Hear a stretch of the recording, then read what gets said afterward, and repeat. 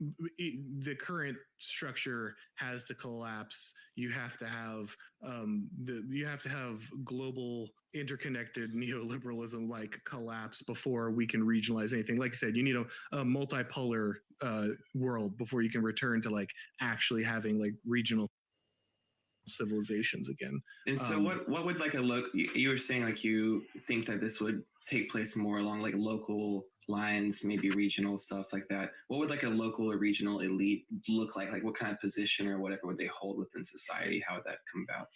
I mean, it's a good question, right? So obviously, like we had nobility, and then it became the merchant class under capitalism, and then when we moved to a managerial society, it became the bureaucracy. And that's who we have now. Who takes the place of like the dominating elites in the next cycle? I don't know. That's a great question. I think that at some point, like I said, if you have a significant collapse in the efficiency of progress, then other things like martial prowess will probably become bigger issues than they have been in the past. Right now, no one cares who's the general; they care who's the CEO. But at some point, that's going to shift. So I think that's possible. I'm not advocating that. I'm just saying I think that's a natural swing. But the full answer is I'm not sure. I don't know who comes next in the cycle of dominant elites.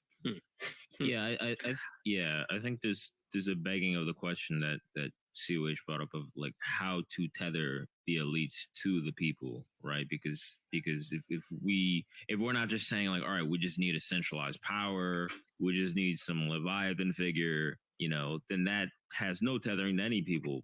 By it's not intrinsically implied by that. So where do you get the tethering? And I think the tethering, that's how we ended up with the Enlightenment, right? That's how we ended up with democracy. Is like, all right, this is how we more tether these people. And as far as your point of like, oh, people blindly follow the elite, I think there's a surprising degree of that being true, right? Like even now, as lazy as they are, as lazy as they come on TV and they tell you like, oh yeah, today we say double mask, today we say fuck it, like whatever, you do what we say. As lazy as they are, and as lazy as like, as amazingly as people still believe them, like there are people who still follow it. I do think I don't think it's that. I don't think that many people blindly just follow them to a T. I mean, that's where you get the democracy thing. Is like natural. The question is like, was that a natural occurrence? Like to me, it was like naturally people started turning on their elites. Naturally, divine right wasn't a good enough excuse for what they were doing. Like it was sort of a natural evolution. But what, you don't think it was natural, right? I'm not to assume what you believe, but like. No, I don't. Okay. I think it was driven by counter elites. I think that elites who wanted to be a power, who were not royalty, drove systems that moved them forward. I think merchant classes wanted to be in power. And the best way to dissolve the power of monarchies was to undermine the traditional system and use a force that they were better at controlling and manipulating, which was popular sovereignty. And I think that then we moved to managerial society, and I think they are even better at managing democracy and popular sovereignty. And so I really don't think it's, I really think that if you follow the flow of power of elites, you're going to more often than not find a better model of why certain governments were shaped rather than like organic movements inside the people. I see. Okay. Yeah, I get what you mean. You think the French Revolution follows that way as well, right? Like it's not an organic, because that seems sort of decentralized and organic to me. But you would say maybe that's an anomaly. I don't know. I don't want to like pin you on that specific example. Well, who led the French Revolution? Was it a bunch of like random dudes in pubs? Right. No, not at all. So right? It's like they were connected, and I mean, to an extent, yeah. I feel like that's any type of movement like that that's going to have to happen is going to require a connected class of some sort of elite to back that and formulate it. Right. Just again, like the classic, whether it's the French Revolution or it's Caesar, you always take high and low versus the standard power. If you have elites take take disenfranchised masses. They use the disenfranchised masses to smash the weakened existing power structure, and they install themselves as the new elite class. It is you can watch it. It happens every single time. Yeah, you're right. You're right. It is the pattern of revolution. Revolutions don't take out strong governments; they take out weak governments. They take they take out governments that are teetering on collapse. Right. And the ones that are vulnerable to disenfranchised populations who are willing to come in and clean them out and install new elites. Yeah. I mean, I think that makes. I guess there's no pure anarchist or libertarian revolution, really. Nothing that lasts like more than a day. There's no example of that in history. So yeah, I guess hierarchies are the most consistent thing about humanity. We will build them every single time. Well, everything in nature does. Yep. And we're not immune from anything in nature. We're a part of it. We're rooted in it. I agree with that. Leftoid listeners seething. No. This is the thing. I mean, I'm very much for like equity and all that, but like, like you just have to accept the reality that there's going to be a hierarchy that's never going to be deprogrammed. Like, I don't understand anybody who could think that. I got my quick little disclaimer. I'm very much for equity. My racial equity class, like at work. CRK's girlfriend is holding a gun up to the back of his head. No, I'm not sorry. I'm sorry. I'm kidding. Is the HR manager in the room with us right now? Blink twice. Yeah.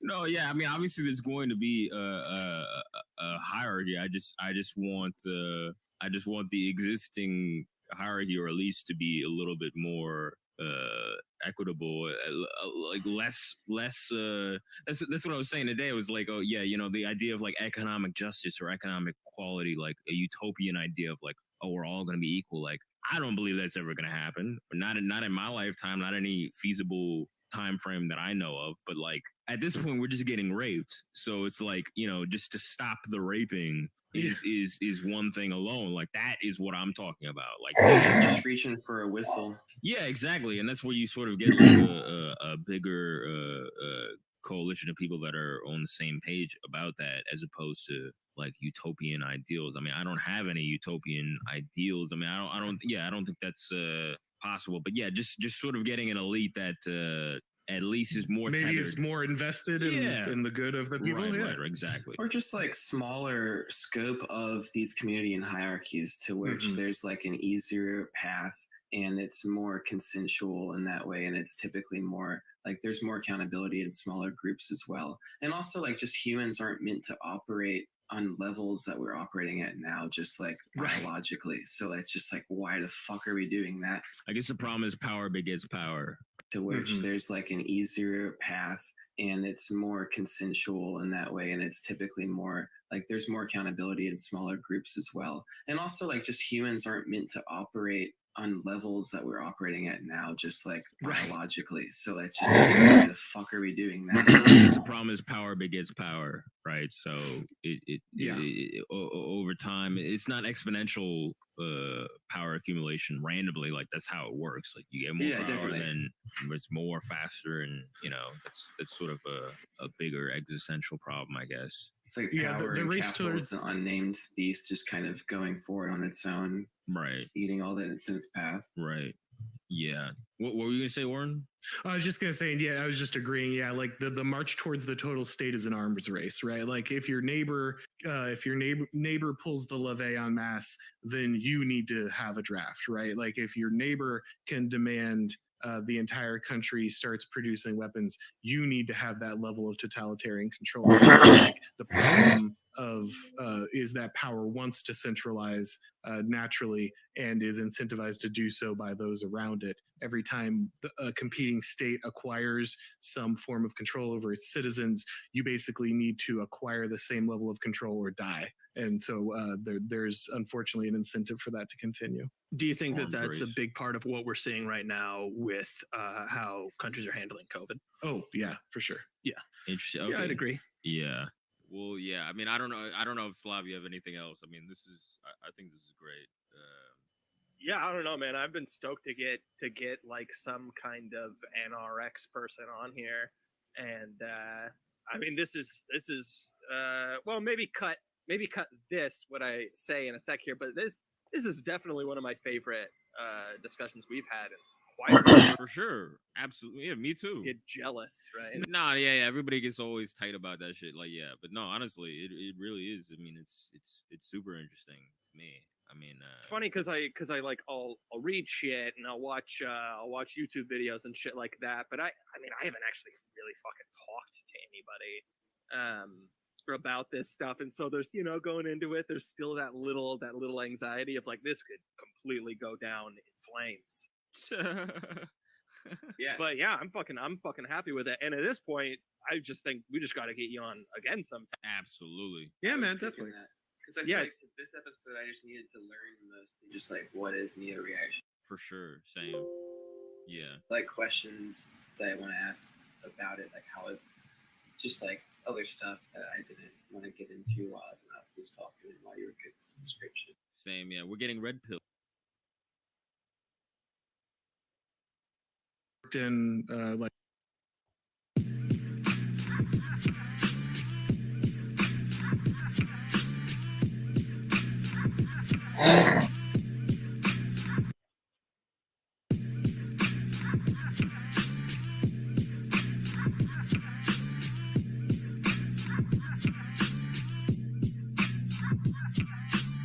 So I'm at Slavoid T.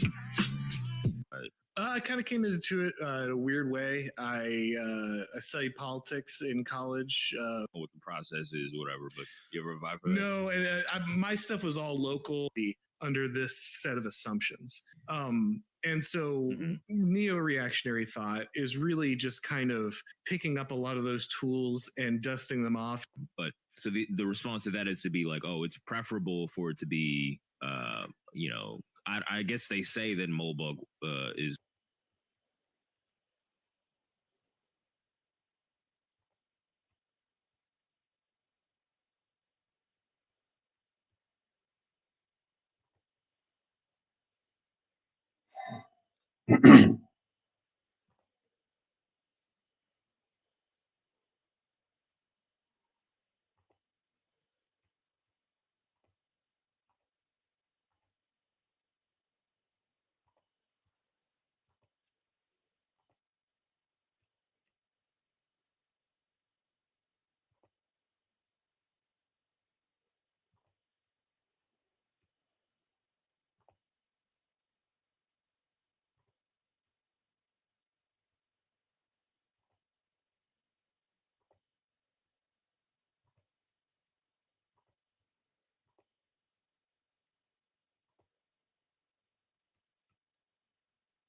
But that's the caricature of them. So, yeah, what would you say that neo-reactionaries like? Do you think that oftentimes many of them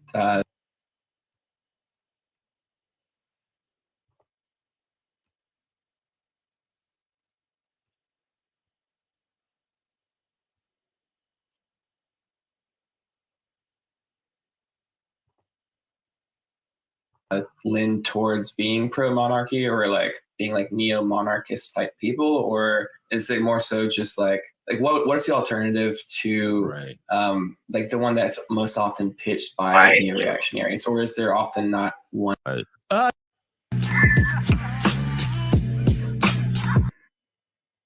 No, I'm done with that for now. But yeah, I was doing that for a number of years. I was covering politics and crime. Politics, crime. Okay. Gotcha. And you've since gone through the 12 steps afterwards. Yeah. I'm trying to, I've made amends. I'm, saying sorry to people I've hurt, relying on a higher power, that kind of stuff. Did you ever vibe for that blue check? I don't know the process. We know a couple blue checks. I don't know what the process is, whatever, but you ever vibe for that? No, and my stuff was all local. So like I had a couple stories on, Trump came into town and, for a rally and that kind of thing. So I covered some stuff, but that was, but I never wrote for any really big publications. I was moved to something different. Like what? It's a mixture of things. Like it's definitely an interesting job for sure. But it's more people who are, who associate with the right generally. So definitely glad to have you on. I sort of like, I personally don't know shit about neo-reactionary thought. Like I don't really, like, I've only been online like maybe like a year or two, so like I just don't understand the like the divides among the right that well in general. Jeannie was on explaining some of it, but that's all new to me. I know Slav has said like recently that he was reading some neo-reactionary stuff, and that sort of made you, would you say, Slav, that was making you reconsider like church and all that? Yeah. Right. Well, yeah, I mean, I guess before I make any assumptions, like I was just wondering if you could like just give like what you how do you define neo-reaction? Insofar as one, I guess, maybe could answer that question. Sure. So there's it's probably worth making sure that we like make a distinction between neo-reactionary political analysis and then like the stuff that neo-reactionaries tend to believe and talk about, because they're kind of separate. Because neo-reactionary political analysis is just like a set of tools to look at the way power works. And then those of us that tend to write or discuss or, like make content around that stuff have a kind of a similar, outlook, like definitely kind of more right wing, a lot of trad cats, traditional Catholics and stuff in there. But it's not exclusive to that. It's like I said, it's like picking up a hammer and saying the hammer's right wing, right? It's just a hammer. You could use it however you want. Right. First thing that immediately comes to mind, like parallel on the left would be Marxism. Right. I was thinking the same. You talk about Marxism. You tell 1,000 people, or you ask 1,000 people to define Marxism, you're going to get 1,000 different answers. Right. You might get a bunch of retards who claim to be Marxist, but Marxism itself can be functionally very useful. Well, you'll get 999 retards. Right. But the point being that Marxism can be like a hammer, like the way, like CUH just talked about it. Just like it can be useful. Well, that's what people say about Buddhism as well. Like real actual Buddhists would be like, Buddhism is just like a set of teachings and principles. So I think that's really like a parallel you can see a lot of different areas. Sure. But as far as like with Marxism, that's specifically like, that's how I guess I probably would describe it, or how I use it, because like I don't really like to cling to particularly identifying with that as a political identity, or really identifying as any type of political thing as an identity. But really, it's just kind of just information you can use and process the things around you however you want, Right. Instead of these, sounds like the same kind of thing. Yeah, exactly. Like instead of these things being tools that people can pick up and use and apply, people take it as like costumes or whatever, or just like, I need the Marxist starter pack or the neo-reactionary starter pack or whatever. Like, I need to hop on the dogma quick. Yeah. And like, just cosplay these things. But what do you think those tools are in your mind? Like what exactly, like what does that mean to you? Sure. So when most people talk about like reactionary philosophy, they're usually talking about, and not in the Marxist way directly here, but when you talk about reactionary philosophy, you tend to talk about people who are kind of anti-Enlightenment or very Enlightenment skeptical. And so if you look at some of the earliest guys, you're probably looking at guys like Joseph de Maistre or Thomas Carlyle, and they're the ones who are kind of looking at they're kind of writing as things are going on, late 1700s, early 1800s, and everything's getting adopted and applied. And they're saying, look, guys, there's a lot of problems here. This doesn't actually map onto reality the way you want it to, and we're all going to pay a cost if we like order society under this set of assumptions. And so neo-reactionary thought is really just kind of picking up a lot of those tools and dusting them off and saying, the story of the Enlightenment is kind of bunk, and pretending that like humanity suddenly became this hyper-rational animal magically, and everything like became very logical and cold and analytical is kind of ridiculous. And if we assume that, maybe we can go back and take a lot of those like understandings of power and how it flows and how it's used by the state and other actors inside the state. And maybe we can apply those things onto our current situation and see if that explains, stuff that otherwise doesn't make sense in kind of our current, liberal democratic framework. And so a lot of neo-reaction is borrowing very heavily from kind of the Italian elitist school, guys like Mosca or Prado. James Burnham is a guy who updated a lot of this stuff and is a big influence. Guys like Bertrand de Juvenal are big contributors to kind of this thought of kind of who actually drives power and what actually determines who's in charge in any given society. Mm-hmm. Gotcha. So sort of. So what I can glean from that is sort of like a rejection of like classical liberalism, like what I guess some of these IDW people will claim of just sort of like that period, that alone, like I guess there's certain right-leaning or independent people who will claim classical liberalism or whatever. But this is sort of even before that. This is saying that even that is rejecting even that school of thought, like even further back. Yeah, you're definitely looking at people who are very skeptical of democracy and liberalism in general. It's a lot of people who really, when you look at when they look at the current political landscape, the things that we call right are really just one half of liberalism in America. Especially, we kind of just cracked liberalism in half and put one half of it in the Democrat pile, one half in the Republican pile. And so I think the terms left and right are useful. But if you just have it stuck in your head like GOP right, you're definitely barking up the wrong tree when you're talking about like neo-reactionary thought. Right. I think anybody with clear eyes could see that as far as the two parties, the GOP and the DNC are sort of two wings, the same like neo-libcon order. That's pretty clear. So I guess what we've talked about on the show before is sort of like, well, Slav has said this before too, of just like,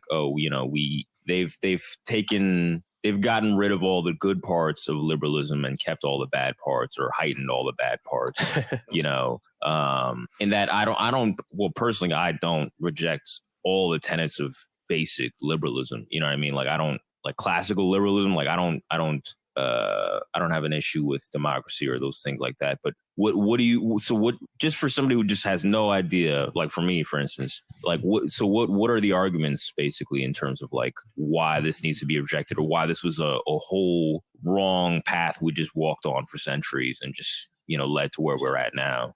Sure. So, I mean, I guess the biggest thing that you probably want to look at is the thing that is probably the takeaway most people have from neo-reaction is the Cathedral model. Right. Slav has mentioned this, right? Moldbug, right? Had talked about this. Yes. Right. Yeah. Moldbug, Mencius Moldbug, or Curtis Yarvin, he's writing under his real name now. He's definitely the father of neo-reaction. You have a lot of other guys like Nick Land, Spandrel, who are pretty essential to it. And that's the other thing about neo-reaction. It's a loose collection of blogs. It's there's no formal doctrine. There's no there's no official canon. The church has not laid down Vatican II or whatever. Like, there's nothing like that. So what you're really looking at is basically Mencius Moldbug and the people who wrote stuff reflecting on what he wrote. But the thing that's very popular is the Cathedral model. It's so popular now, you'll even hear Fox News is probably the takeaway most people have from neo-reaction is the Cathedral model. Right. Slav has mentioned this, right? Moldbug, right? Had talked about this. Yes. Right. Yeah. Moldbug, Mencius Moldbug, or Curtis Yarvin, he's writing under his real name now. He's definitely the father of neo-reaction. You have a lot of other guys like Nick Land, Spandrel, who are pretty essential to it. And that's the other thing about neo-reaction. It's a loose collection of blogs. It's there's no formal doctrine. There's no there's no official canon. The church has not laid down Vatican II or whatever. Like, there's nothing like that. So what you're really looking at is basically Mencius Moldbug and the people who wrote stuff reflecting on what he wrote. But the thing that's very popular is the cathedral model. It's so popular now, you'll even hear Fox News hosts talk about it, which is, yeah. Like a couple of times Fox News hosts have mentioned it, which is, they don't use it right. So it's going to become meaningless soon. But Slav had mentioned it like things do. Yeah. This happens to everything. That's how they start. The absorption has begun. Yeah. No, we're smack dab in the co-opt phase. Right. Yeah. My heart goes out to you. I'm just, maybe I can cash in and grift. I don't know. Hey man, dust off that old newsboy hat, right? I've got a couple power ties back from my working in politics days. I can still do this, right? Get the blue check and all that. Yeah, that's right. Yeah. Slav had mentioned the cathedral a year ago. I remember he had told us like we need to just get like basic understanding of, and honestly, like I kind of missed what the basics of it were. Honestly, like I have a general idea, but like how would you guys explain that to someone who doesn't know what it is, basically? Yeah, so the cathedral is basically the decentralized consensus-making apparatus in a society. So when you're running something on monarchy, like it's pretty clear whose opinion matters, right? Like the monarchs and maybe some nobles and some people in the church, but power is very clear. It's very direct. It's very concentrated. Accountability mechanisms might be low, but visibility is high, right? You know who to blame. When we're looking at democracy, when we're looking at liberal democracy, we're looking at a system which is supposed to feature popular sovereignty. And I'm probably not telling you guys anything new here, but the key to controlling popular sovereignty is controlling what people think. Yep. So if you want to control democracy, you're not going to gauge the opinion of people. You're going to control the opinion of people. That's how it works. And so what the cathedral model is trying to answer is, obviously we look at something like the Soviet Union, and the example that Moldbug always likes to use is he talks about this journalist who used to work in Germany, right? And he's this Jewish journalist in Germany in the 1930s, and he has a subscription to a cat magazine. And then he notices that through the 1930s, slowly the articles about cats start to become about the German cat. And so it's very clear that something is going on, right? Like all of culture suddenly is not just talking about what it's supposed to be talking about. It's talking about that in the context of the state ideology. And so when you have something like, the Soviet Union or something, who's doing it. It's the Politburo, right? Like you have an official organ that tells people what's going to go into publications and that kind of thing. Well, if we look at Western media, especially U.S. media, the New York Times, Harvard, the unelected bureaucracy, the entertainment media, they all seem to kind of be moving in the same direction. Sometimes it's one's a little bit behind the other, but it's funny that you never see Yale and Harvard and the New York Times and all these different places disagree with each other. And if there's no central organ that is dictating who's doing this, then we need to understand why we see this phenomenon even in a society that doesn't have that overt central organ. And so the answer for neo-reactionaries is the cathedral. And the cathedral is the collection of consensus-making apparatus in the United States and therefore the wider Western world. It's your news media, especially your universities, your unelected bureaucrats inside government agencies that aren't accountable to voters. TikTok, all this shit, all this nightmare shit. Your influencers. Exactly. Yeah, and so when you're looking at this, the reason that they all tend to work together is that they all went to the same church. They all went to the same cathedral. Right. Their morals are more or less dictated from kind of their time in college. Anybody who's going to be a middle manager or an upper class manager, anybody who's going to lead an NGO or a government organization or become a general or write newspaper articles, they all have to go to the same elite universities, and they all eat together and date each other, and they basically it serves the exact same function as a cathedral in the Middle Ages. And so that's Yeah, exactly. And so that's where neo-reaction is going with the Cathedral, is that there's always this push in a similar direction, and it's always progressive morality. And because, like any morality, progressivism is self-reinforcing, everyone is looking to make sure other people are on board. So your government bureaucrat is checking to make sure your business leader is complying with diversity quotas, and then your New York Times writer is writing articles about how diversity quotas aren't strict enough, and then your NGO is working to lobby the government to make sure that we have higher standards, and it's just a self-reinforcing purity spiral that's always pushing us continually in one direction, even though there's not one specific organization that's in charge. It always reminds me of the classic what was it, a Colbert line of him saying, like, what did he say? It's like, the funny thing is that reality tends to have a liberal bent. Just like it would just like, of course, just like as Zizek would say or something, just pure ideology, just pure, and almost in the model you're laying out, like in this kind of fucked up way, like what he's saying is kind of true. It's just that, I mean, it's his reality. But like, of course someone like that would say a thing like that. Well, I think he's even right. So yeah, exactly. One of the things we talk about is the left as entropy. You think as standards, Cthulhu swims to the left. Cthulhu swims left. He swims slowly, but he always swims left. And so one of the things is that you're incentivized to always move in that direction. This is why the history of the arc of history is long, but it bends towards justice, right. at least their idea of justice. Right. I think that's actually true to some extent, because there is a natural process that pushes opinion in that direction. Every time you have an opportunity, every time you have disagreement, there's an opportunity to rule. And anytime you can create a purity spiral, you can capture more power.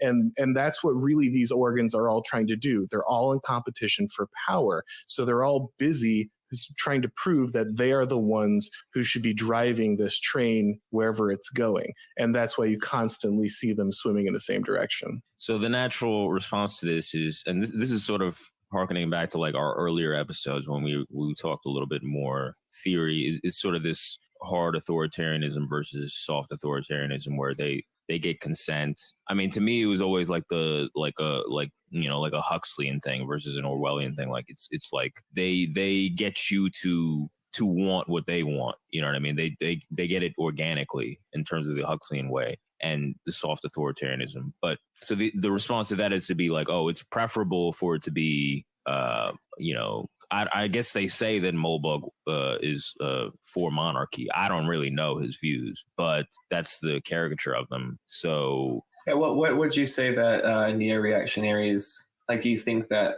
oftentimes many of them lean towards being pro-monarchy or like being like neo-monarchist type people, or is it more so just like what's the alternative to like the one that's most often pitched by neo-reactionaries, or is there often not one by people who are actually creating this theory?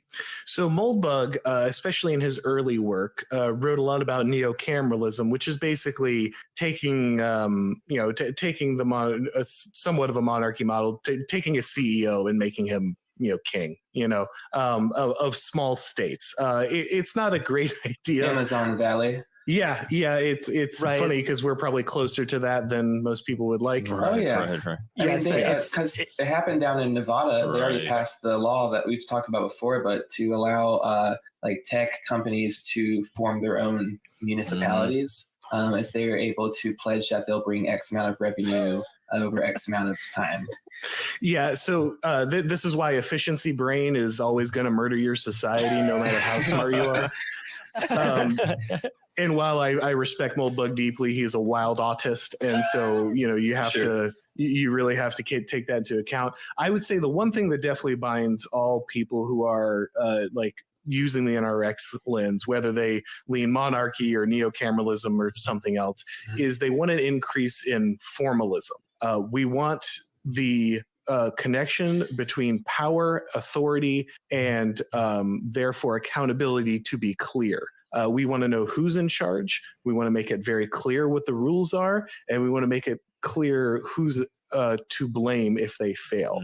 One of the things democracy is really good at is making sure that you blame your neighbor for something the elites fucked up. Totally. Yeah, right. Yeah, it sounds familiar given the last year or so. Yeah, COVID. Yeah. So, yeah, well, the key is to make sure that, your neighbor in the MAGA hat who, repipes people's houses for a living is the person who destroyed America, not the guy who sent your job to China, right? Or to make sure that the guy down the road who's joined a union was the one who destroyed America, and not the people who are wasting all of your money fighting someone in the Middle East. And so by making sure that no one is ever held accountable, because really at the end of the day the people are sovereign, right? And so they're the ones making the decisions, then there's really no way to ever hold any individuals really feet to the fire. And because power is so wildly distributed inside the government anyway, even if you do actually manage to hold some segment of the government accountable, you're just cutting one head off the Hydra.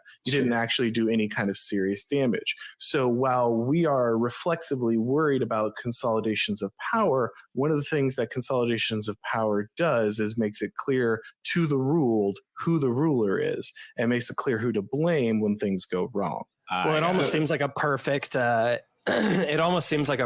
segue then to immediately, maybe this is dumb, but immediately ask, what are your thoughts on China? I was literally about to ask that. Yeah.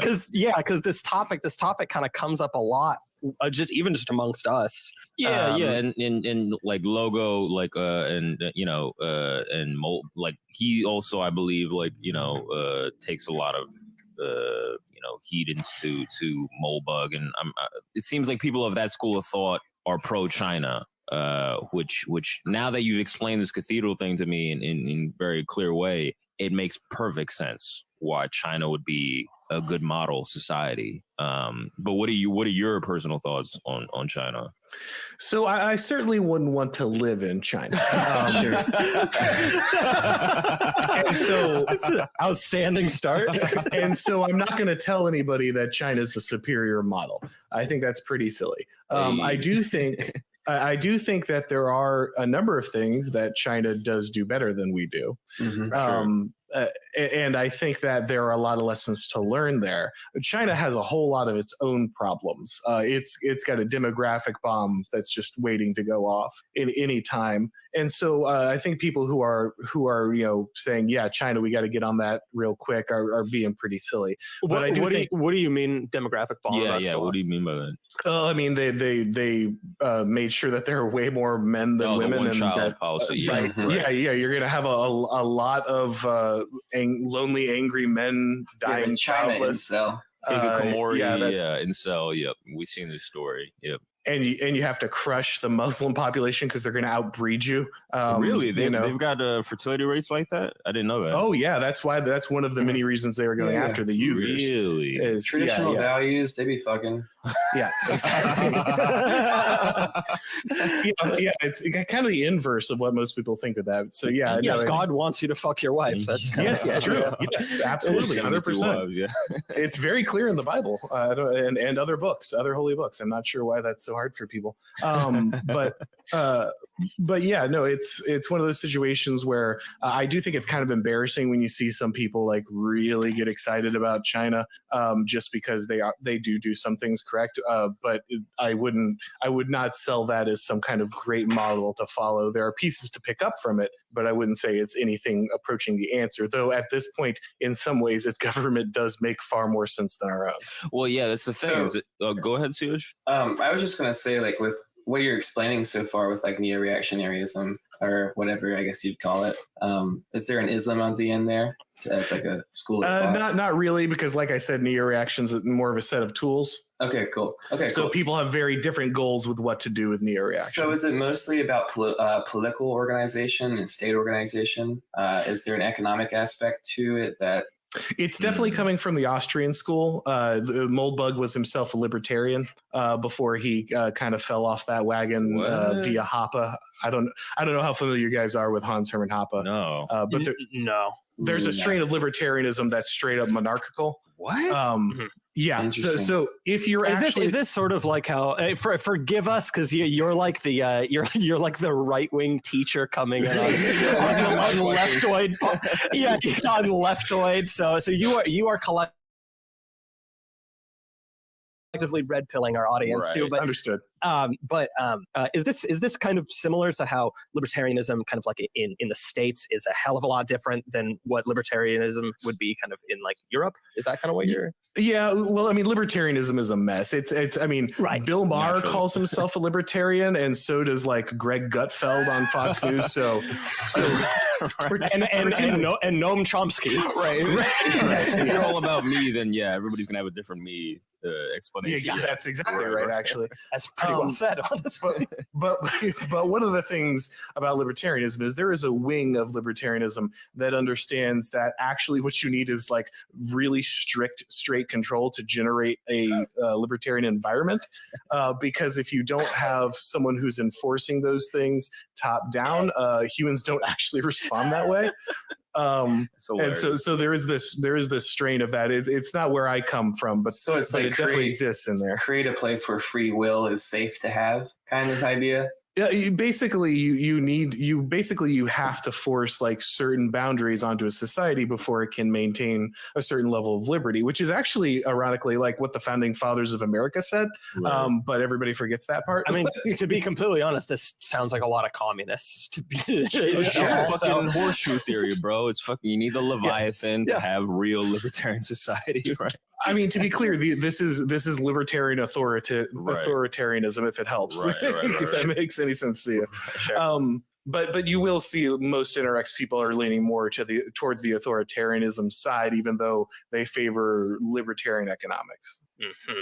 Gotcha. So how does one square like libertarian economics without libertarian social values? Because to me, like being able to have that, like that creates a lot of the markets and stuff. The structures control the capital and allow it to be good, like kind of be used for the good of society. But once like modernity comes by, it strips out those graphite rods.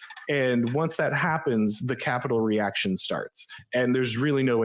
Really, like if you want to read something really fascinating and you're like from the left, you might want to read that just because it's a guy who used to be very left wing and filtering a lot of those ideas through. Who is this? But Nick Land.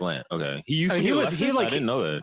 Oh yeah, very much. Really? Yeah, he was like associated with Mark Fisher and everything. He was writing essays about how feminism was essential to destroying the family, so Marxism could more efficiently spread across country borders.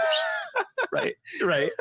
And then of course, right, that the guy who's most from the left wing becomes like the most misanthropic person. He as he said many times, like I just hate the left that much. Like I'm not really right. I just hate the left that much. Yeah, it sounds like a lot of us. Yeah, that's just us. I don't blame you, Nick. I don't blame.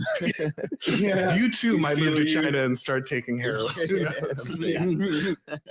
But yeah, so Nick Land comes up with this theory of accelerationism, and basically, again, none of this will come as a shock to you as guys who have read Marx. But he says basically, like, basically you have proto-capital in traditional societies, and the traditional societies act as like graphite containment rods in a nuclear reactor.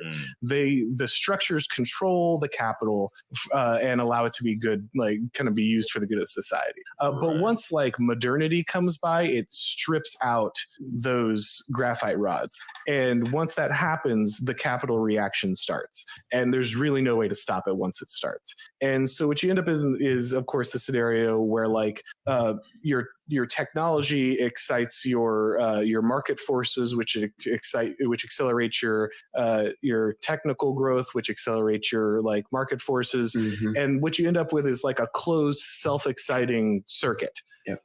That just gets faster and faster. And so like utility to humans gets stripped out of the creative process. Right. And now you just have feedback where like the only thing that's informing the creation of technology is what is best to sell the product to humans who no longer have any input on the creation of the product. And this is techno-capital singular. This is techno-capital, absolutely. Okay. And I would imagine that like where Deleuze and Guattari come in is kind of just like a set of tools to kind of describe like the breakdown of things as the system gets faster with deterritorialization. You're deterritorializing everything that was sacred. You're commodifying it. You're moving it into reterritorializing it into the commodified territory because that increases the efficiency of the reaction. Jesus. And so eventually what you end up is a place where like humans are no longer making decisions because the decisions are making themselves. Like the technology is informing the production in a way where where it's too quick for any human to actually understand what's happening, which is of course a huge problem because society can't react to the acceleration because it's moving faster than a society can actually like take those inputs, reason them out, and apply some kind of brakes to the process. And so Land says basically there's no reason to go through a Marxist revolution. Marxist revolutions just feed capitalism. Like it's like more like he says basically like he says any critique of capitalism is just doing more capitalism. Because in the Marxist way of kind of laying it all out, this is all just part of one big process anyways, right? And so in that way, like, would you just be engaging in the process that you could consider capitalism? Right, it's a stepping stone. It's it's a long arc. Right. That's right. That's why you need the industrialization first. Exactly. That's why the key to Marxism is commodifying everything. Right. Because that's how you defeat commodification. Exactly. That's why the key to Marxism is commodifying and so Land says basically like there's nothing that you can do to the capitalist reaction that's worse for capitalist reaction than the capitalist reaction. And so the best thing you can do is just get out of its way, ride the tiger, and let it melt down on its own. Because it's going to do that anyway. Now, some people take accelerationism and say, well, I want to accelerate that process. I want to increase it. Ironically, Land himself, I think, really says there's no point. There's nothing you can do. It's going to melt down on its own, and any intervention is just feeding the system. You're not doing shit. Right. So his is basically like just embrace it. I don't know if I go quite that far. I don't know if I follow Land quite to that conclusion. It is the blackest of hills. Yeah. I'm not ready to what is it? I'm gonna sound like a fucking boomer trying to parrot phrases I don't understand, but I'm not ready to exit meat space quite yet. And, there's a meme that says real Landyism hasn't been tried, and it's just the skeleton from Terminator. Right. Right. This is a good point where I wanted to ask you something that's kind of just been kind of bouncing around in my own head recently, which is we're talking about the breakdown of bonds and really just like of everything into this feedback loop. We're getting to Deleuze and Guattari, we're getting to anti-Oedipus, right? And that's where I'm wondering, I get the impression that you are a religious guy. Is that accurate? Oh yeah, definitely. Yeah. Okay. I mean, just looking at your Twitter, and I myself am, I won't even necessarily deny that I'm completely above, being called a LARPer in this way. I certainly wasn't born and raised religious in any way, but I'm dipping my toe in a little bit. And like, how do you feel religion kind of weighs into this to somebody who maybe wants to engage in, like, this is where I'm really hitting the upper limit of my ability to even communicate this, like someone who wants to engage in kind of like a pre-modern way of getting people together, of some kind of collectivism, some kind of collective, or that at least maybe has some tiny glimmer of hope of being outside of that destruction in that feedback loop, or maybe just that concept is ridiculous on its face. What are your thoughts on that? Well, I don't think anyone's going to pass through this untouched, and so I really kind of reject any accusations of people LARPing when they're trying to like reconnect with this stuff, because otherwise, what does that even look like, right? Like, how would you even get in touch with things that have been basically like specifically rooted out of your society in order to like force humans aliens to be some monstrous thing that they were never meant to be. Like religion is a building block of human civilization, and we still have it today. Like, to be clear, one of the points of the cathedral model is that progressivism is just a religion. It's just an atheistic theocracy. It's a bunch of people without a holy book, but they all mime the same values. They all enforce each other's morality. They all worship the same gods. And so we never get rid of the religious impulse. It's just that the religion we have left is horrific and doesn't map onto reality, and is terrible for human beings in the long run. Are you one of these believers in the idea that like progressivism in the States sprang out of like the Shakers or something like this? I heard something similar. So Moldbug makes a pretty good like kind of I'm trying to think of the technical term. Anyway, he produces the lineage of progressivism, and he ties it directly to like extreme Protestant Christianity. And I think there's probably something there. I am myself a Protestant, so I'm not one of these Catholics who's like, yeah, Martin Luther, he destroyed the Western, he brought us right to trans kids, but I do think there is something there in that just kind of what became of some branches of the Protestant movement was definitely this disembodied form of Christianity. Are you guys familiar with Oswald Spengler at all? Vaguely. Yeah. So there's a guy, Oswald Spengler, and he talks about like cyclical history, like every we're talking about the cycles, the time of monsters.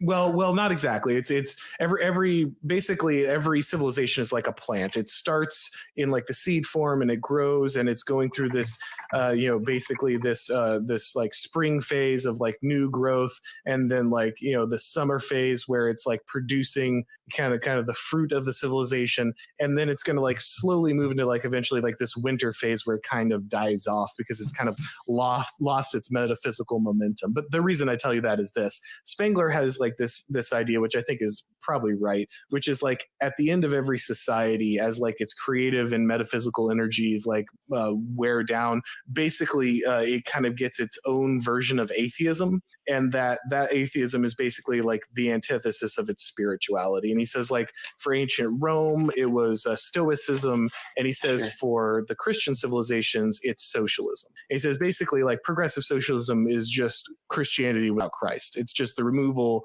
of the religion of the religious motivations from the actions of Christianity. And when you do that, you turn it into something that completely is unhinged. Do you think that it would be accurate to like refer to those as just like materialist systems of thought? Like I've heard that kind of okay. Yeah, I mean, so Spengler says basically basically as your civilization, as you move into the civilizational phase and you move out of the metaphysics and into the concrete, your society builds like structures and institutions to like hold its values together, since it no longer has like this spiritual animation. But as you do that, it becomes arthritic, it calcifies. It becomes rigid, and because of that, like it's easily broken when the really hard times come, because you've stripped all of the spirituality of it, and the only thing you have left is these material motivations that are going to break down over time and are not going to actually bond a society together and make it one people. Mm-hmm. Interesting. So this idea of Stalin and these people who are hard communists sort of just disposing of God for utility, for functional reasons. Basically the idea is that's why it's the antithesis, right? Is that they have to remove God for their plan to work out accordingly. And also because if you want to expand state power, you need to capture power from other spheres of society. Oh, right. Shit, yeah. So go ahead. Sorry. I was just going to say, like, if you want to become more totalitarian, you need to remove, because one of the things that limited power of governments was like the natural inability of governments to actually like control everything. So they needed like families to govern themselves. Mm-hmm. They needed like tribal chieftains or feudal lords to bind their areas together. And then they could use those things to then like create a state. You also needed things like the church, all these different spheres of influence limit the power of the centralized government. And so for government to continue to grow, you have to crush those spheres so that there's more space for government to expand into all of those different venues. Right. Right. Very functional, extremely functional. That's interesting. So, well, and it seems like one thing I've been thinking about lately is that, like, I think that like, I don't know even what I know that whenever anyone says wokeism, I just physically shudder in how horrible that sounds. But like progressive woke ideology, right? Mm-hmm. I've been thinking recently about how one of the simplest ways I can think of why it necessarily spreads so much is because it is almost kind of like a placeholder, a replacement for religion to suit the spread of global markets, right? Like you need to have something that's a little bit more universalized when your net is cast much further. mm-hmm. I mean, I don't know. Maybe I'm missing the mark there, but no, I think that's right. Though I think it might. You really need to. If you look at progressivism, I think it's really like a super predator religion. It's kind of able to outcompete all the other religions and create a space where it's the only one that's able to be practiced in the public sphere. And that's just because silence is violence and all of that stuff. Well, think about basically here's what we did is we created the sovereign is he who creates the null hypothesis, right? Like the person who decides what idea is by default correct and has to be proven incorrect is king. And so because progressives generated a situation where secularism is the space in which government should exist, secularism decides what is passé and what isn't. So you can teach progressivism in public schools. You can have the president talk about it. You can have all these different forces talk about it, and it doesn't violate separation of church or state or whatever. The minute you start praying to Jesus, it all of a sudden is a huge problem, right? So progressivism has a natural advantage in any competitive environment because the organs of state are allowed to preach it. They're not allowed to preach other religion. How do you feel about secular right-wingers then? Do you think that they're just kind of like just totally throwing down any effective approach that they might have